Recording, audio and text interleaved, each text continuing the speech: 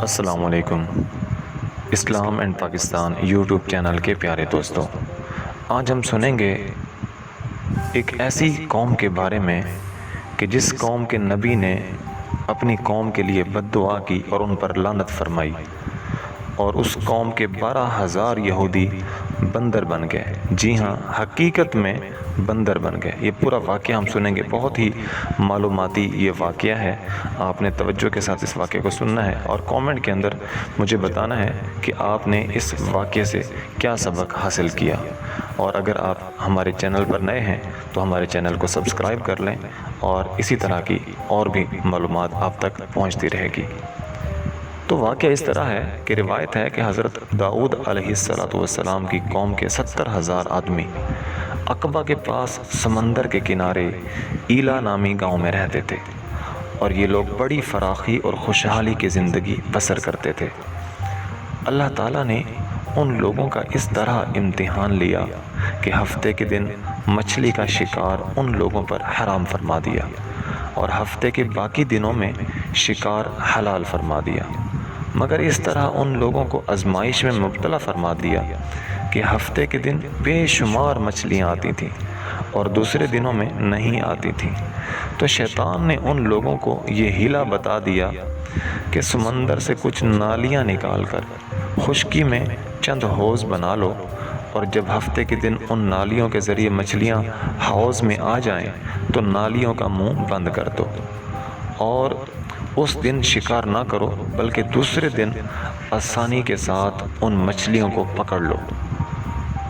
ان لوگوں نے شیطان کی اس بات کو پسند کیا، اور ان لوگوں نے یہ نہیں سوچا کہ جب مچھلیاں نالیوں اور حوضوں میں مقید ہو گئیں، قید ہو گئیں، تو یہی ان کا شکار ہو گیا۔ تو ہفتے ہی کے دن شکار کرنا پایا گیا جو ان کے لیے حرام تھا۔ اس موقع پر ان یہودیوں کے 3 گروہ ہو گئے۔ پہلا یہ تھا کہ کچھ لوگ ایسے تھے جو شکار کے اس شیطانی ہیلے سے منع کرتے رہے اور ناراض اور بیزار ہو کر شکار سے باز رہے۔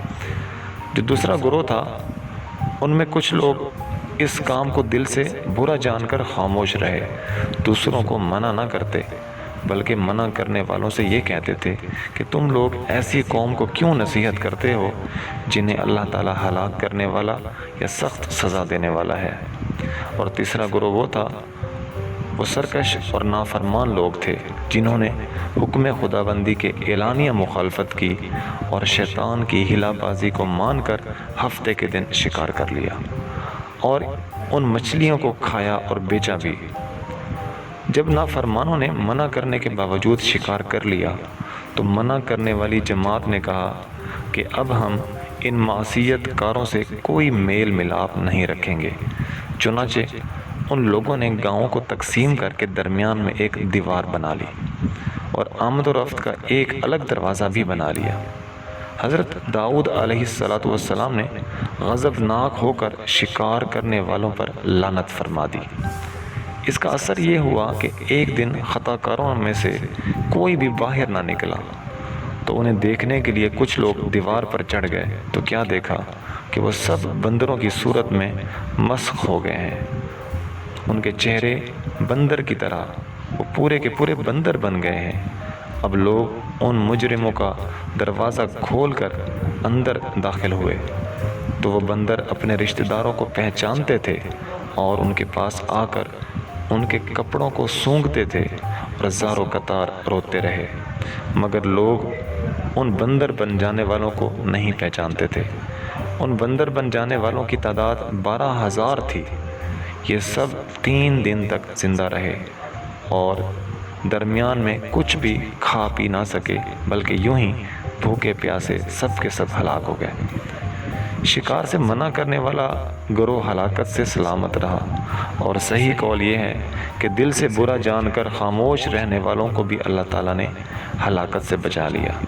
اس واقعے کا اجمالی بیان تو سورہ بقرہ کی اس آیت میں ہے، وَلَقَدْ عَلِمْتُمُ الَّذِينَ اعْتَدَوْا مِنْكُمْ فِي السَّبْتِ فَقُلْنَا لَهُمْ كُونُوا قِرَدَةً خَاسِئِينَ۔ ترجمہ کیا ہے؟ اور بے شک ضرور تمہیں معلوم ہے تم میں کہ وہ جنہوں نے ہفتے میں سرکشی کی تو ہم نے ان سے فرمایا کہ ہو جاؤ بندر، دھتکارے ہوئے۔ اور مفصل واقعہ سورہ اعراف میں ہے، جس کا ترجمہ یہ ہے، اور ان سے حال پوچھو اس بستی کا کہ دریا کے کنارے تھی، جب وہ ہفتے کے بارے میں حد سے بڑھتے، جب ہفتے کے دن ان کی مچھلیاں پانی پر تیرتیں ان کے سامنے آتیں، اور جو دن ہفتے کا نہ ہوتا نہ آتی۔ اس طرح ہم انہیں آزماتے تھے ان کی بے حکمی کے سبب۔ اور جب ان میں سے ایک گروہ نے کہا، کیوں نصیحت کرتے ہو ان لوگوں کو جنہیں اللہ ہلاک کرنے والا ہے یا انہیں سخت سزا دینے والا ہے؟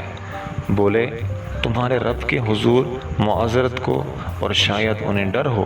پھر جب وہ بھلا بیٹھے جو نصیحت انہیں ہوئی تھی، ہم نے بچا لیے وہ جو برائی سے منع کرتے تھے، اور ظالموں کو برے عذاب میں پکڑا، بدلہ ان کی نافرمانی کا۔ پھر جب انہوں نے ممانعت کے حکم سے سرکشی کی، ہم نے ان سے فرمایا، ہو جاؤ بندر دھتکارے ہوئے۔ معلوم ہوا کہ شیطانی ہیلہ بازیوں میں پڑھ کر اللہ تعالیٰ کے احکام کی نافرمانیوں کا انجام کتنا برا اور کس قدر خطرناک ہوتا ہے، اور خدا کے نبی جن بد نصیبوں پر لعنت فرما دیں، اور کس قدر خطرناک ہوتا ہے، اور خدا کے نبی جن بد نصیبوں پر لعنت فرما دیں، وہ کیسے ہولناک عذاب الہی میں گرفتار ہو کر دنیا سے نیست و نابود ہو کر عذاب نار میں گرفتار ہو جاتے ہیں، اور دونوں جہاں میں ذلیل اور خوار ہوتے ہیں۔ اصحاب ایلہ کے اس دل ہلا دینے والے واقعے میں ہر مسلمان کے لیے بہت بڑی عبرتوں اور نصیحتوں کا سامان ہے۔ کاش اس واقعے سے مسلمانوں کے قلوب میں خوف خداوندی کی لہر پیدا ہو جائے، اور وہ اللہ اور رسول عز و جل و صلی اللہ تعالیٰ علیہ وآلہ وسلم کی نافرمانیوں سے منہ موڑ کر صراط مستقیم کی شاہراہ پر چل پڑیں، اور دونوں جہانوں کی سر بلندیوں سے سرفراز ہو کر اعزاز و اکرام کی سلطنت کے تاجدار بن جائیں۔ میں امید کرتا ہوں کہ آپ کو یہ واقعہ پسند آیا ہوگا۔